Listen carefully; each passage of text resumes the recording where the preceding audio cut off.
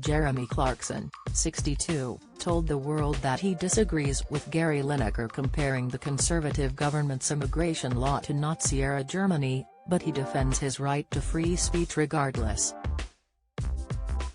The Who Wants to Be a Millionaire? Host suggested that some migrants see the UK as a soft touch and are arriving on British shores purely for economic reasons, but that Gary's opinion was still valid and that he was entitled to express it. Jeremy has come under fire himself in recent weeks for his incendiary comments about Meghan Markle, after he clumsily referenced a Game of Thrones scene and told the world he'd like to see her paraded naked through the streets and pelted with excrement. Now, after Piers Morgan compared his scandal to Gary's on his Thursday Talk TV show, Jeremy has insisted he supports Gary, even though he disagrees with his point of view. "I know the BBC gets its impartiality knickers in a twist every time he says something controversial, but he's a football pundit. Not news journalist, Hugh Edwards," he defended. "In a free country, you can't really go around sacking people for expressing an opinion." However, the former Top Gear star was less sympathetic to the migrants, criticizing, "All of the people arriving in Kent have come from France, which, last time I looked, is not a war zone."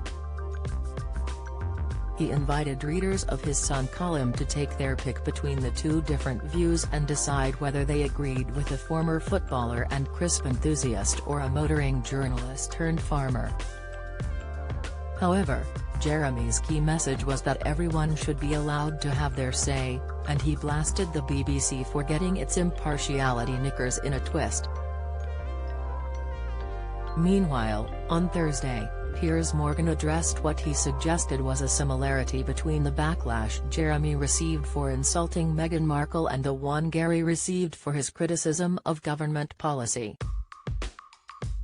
"One is a woke warrior, the other is a culture warrior who mainly talks about cars. One of them invites me to dinner while the other punches me in the face," he exclaimed. Clarkson and Lineker could hardly be more different, but what unites them is they have both been victims of witch hunts over recent months. Jeremy's comments on Meghan received thousands of complaints from disgruntled viewers. Meanwhile, although Gary has stated he received love and support on Twitter for his opinions, he has also received tough criticism. Some argued that it was insensitive to compare the British Conservative government to a Nazi government, which went on to murder millions of Jews in the Holocaust, and that it trivialized mass genocide.